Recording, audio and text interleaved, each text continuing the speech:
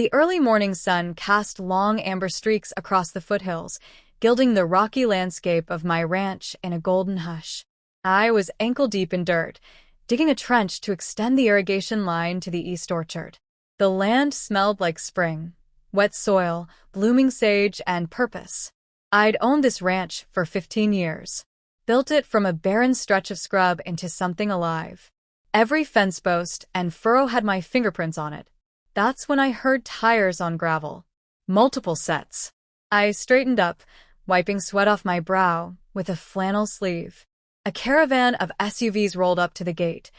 3 in total, black and gleaming, like they were here to serve papers or start a coup. My gut told me it was the latter. Red and blue lights flashed as a county patrol cruiser followed them in. Doors opened. Deputies stepped out, hands resting lightly on holsters. And then, like the ringleader in some twisted parade, came her, Karen Driscoll, president of the Pine Ridge Homeowners Association.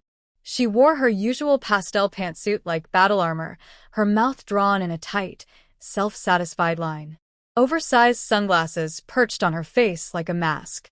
"Mr. Harlan," she called out, her voice clipped and condescending. "You're trespassing." "Trespassing?" I scoffed, walking toward the gate. "On my own ranch?" 2 of the deputies shifted uneasily. One of them, Deputy Hughes, whom I'd coached in youth rodeo, cleared his throat. "Sir, we received a call regarding a possible property dispute." Karen snapped her fingers. A thin man in a navy blazer stepped forward, holding a stack of documents like they were holy scripture. "As of last Thursday," she said, "this land has been legally transferred to the Carson family, my relatives. You were removed from the HOA register due to noncompliance with Section 14.4 of the bylaws, unauthorized agricultural activity." I blinked. "You mean the squash patch?" She shrugged. "And the orchard. And the solar shed. None of which were approved." I turned to Deputy Hughes. "This is a mistake. I have the deed in my house. Paid this land off in full before this HOA even existed." "Then I suggest you retrieve that deed," Karen said coolly. "Though I doubt it will help you." She had the gall to smirk. The audacity was staggering. I jogged back to the house, my boots kicking up dust. Inside, I pulled the deed from a fireproof safe and returned to the gate, slapping the document into Hughes's waiting hand. He scanned it, frowning. "This looks legitimate." Karen stepped forward, nose in the air. "That deed was invalidated due to sustained bylaw violations. The HOA charter allows for property reclamation under Article 7.3. "That's not a real law," I snapped. "You can't just take land." "We didn't take it," she said, smug. "We reassigned it, then sold it." I stared at her. "You forged a transfer and sold my ranch to your cousins." "The board approved it," she said matter-of-factly. "What board?" "The last 2 members moved to Arizona." Karen tilted her head. "Well, it seems we had a quorum." I turned to Hughes, heart pounding. "This is theft. You can't enforce this." He hesitated. "We'll have to verify the title. Until then, we can't ask anyone to leave." Karen clapped her hands. "Wonderful. In that case, my relatives will begin moving equipment in." 2 pickup trucks crested the ridge behind her, loaded with lumber and tools. My pasture, my orchard, was about to be invaded by strangers with Karen's blessing. I clenched my fists. This wasn't bureaucracy. It was a hostile land grab dressed in legalese. Karen leaned in, lowering her voice, so only I could hear. "You had your chance to play by the rules, Mr. Harlan. Now the land will go to people who appreciate it." I locked eyes with her. "You picked the wrong man to steal from." Her smile froze. I watched as the trucks rolled forward, trailing dust like a storm on the horizon. My orchard, my ranch, my peace, under siege. And I swore right then and there she wouldn't get away with it. Not now. Not ever.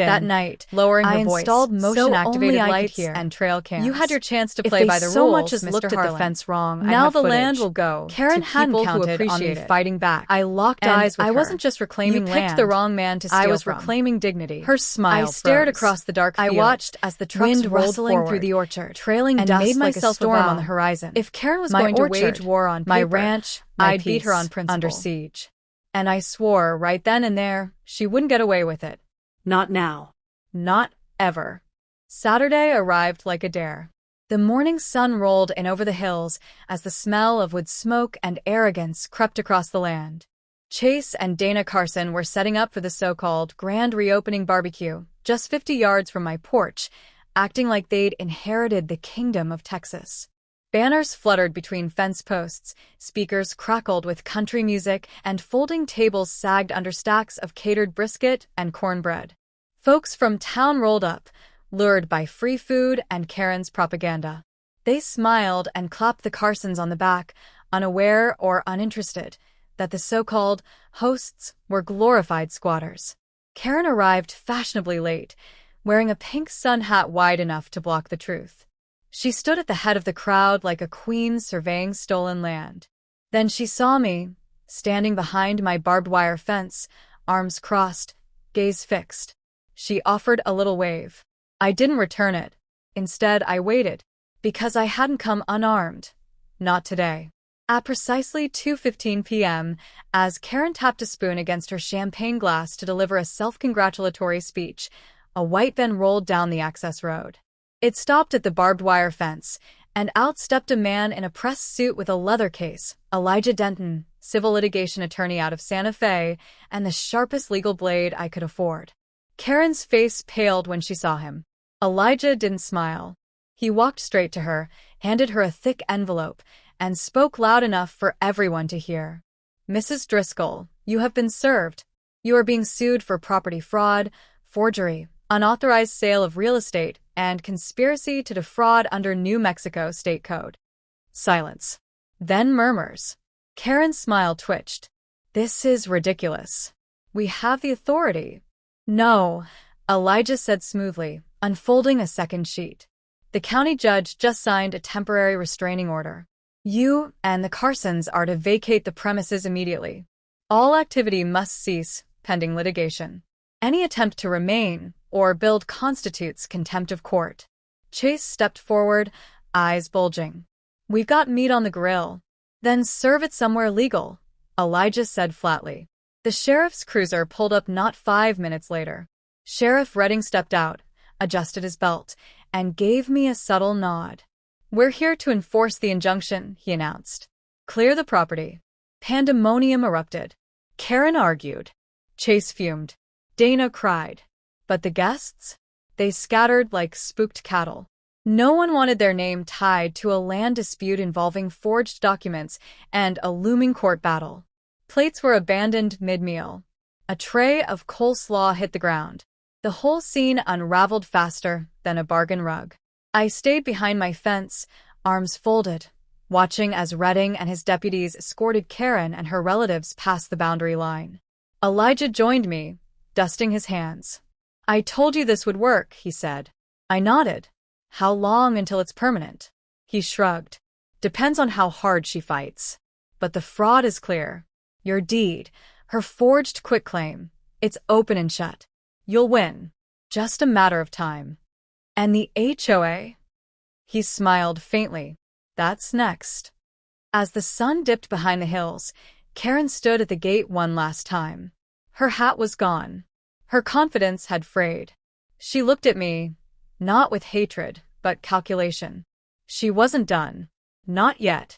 "You humiliated me," she hissed. I stepped closer. "You tried to erase 15 years of my life." Her jaw worked. "I'll appeal." "Good," I said. "I've got nothing but time and truth." She walked away, her figure shrinking in the rearview mirror of a borrowed truck. The field was quiet now. No music. No smoke. Just the sound of wind rustling through the grass and the faint creak of my old gate swinging shut. I turned to Elijah. "She'll try again." He nodded. "Then we'll be ready." But I knew this wasn't just about the ranch anymore. This was about pride, about power, and about how far Karen Driscoll would go before she broke. For 2 weeks, the ranch was quiet, eerily so. No trucks. No loudspeakers. Just the sound of cattle and the steady hum of life returning to normal. But peace was just the eye of the storm.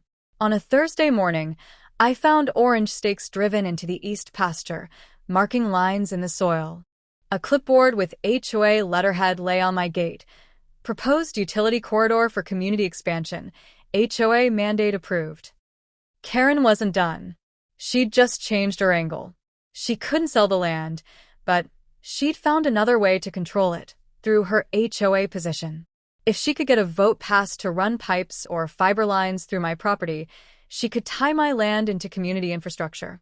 That made it subject to easements, assessments, even annexation. I read the fine print. There was a vote scheduled for the following Monday. Karen's plan was to push it through while the fraud case stalled in court. A last-ditch move. A bureaucratic sneak attack. But I had a countermeasure she didn't know about. 2 years ago, I'd filed for agricultural tax exemption status with the county and had the land redesignated as AG use only. That status excluded it from municipal zoning changes, without express consent. All I needed was proof, and the right platform to expose her. Monday night came. The HOA meeting was packed into the community hall like a pressure cooker. Karen stood at the front in her powder blue suit, flanked by her hand-picked board. "We are here," she declared, "to secure infrastructure expansion that benefits all residents. Progress can't be stalled by one man clinging to an outdated patch of land." That one man was me. I stood near the back, silent, until she opened the floor for votes. Then I stepped forward, holding up a rolled legal map and my agricultural status letter. "This land," I said, unrolling the documents across the HOA table, "is legally protected AG-use property under County Code 41. You can't touch it. You can't trench it. You can't even step on it without my permission." The crowd murmured. Karen blinked. "Furthermore," I continued, "any attempt to enforce HOA authority over this land, while under a pending fraud investigation, constitutes abuse of power and opens every board member up to liability." I held up a flash drive. "Contained here is a voice recording from your last barbecue." A hot mic caught Karen bragging about faking the paperwork. "And yes, it's admissible." Karen turned red. "That recording is illegal." "Not in New Mexico," said a voice behind me. It was Elijah. He stepped forward with a laptop, loaded the file, and pressed play. Karen's voice filled the room, casual and smug. "You fudge a few dates, scribble a signature, they won't check. Hank doesn't have the fight in him." Gasps echoed around the hall. Karen froze, eyes wide, sweat gleaming on her brow. "I move," Elijah said, "that the board immediately remove Karen Driscoll from her position as president, pending the outcome of the ongoing investigation." "I second it," came a voice from the crowd.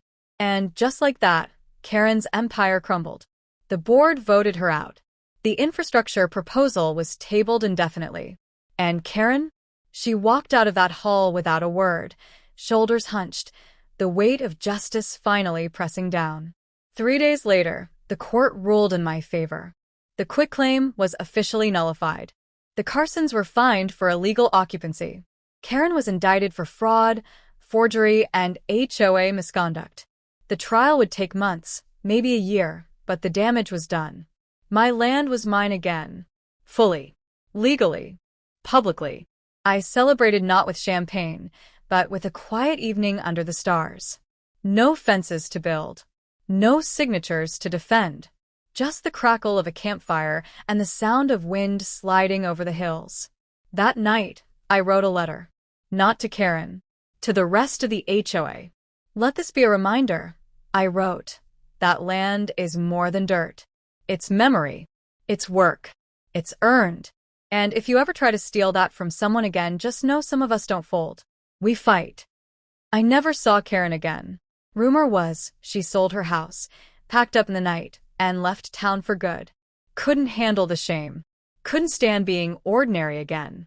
As for me, I walk my ranch every morning, boots dusty and heart light. Because I didn't just win a lawsuit. I reclaimed my legacy.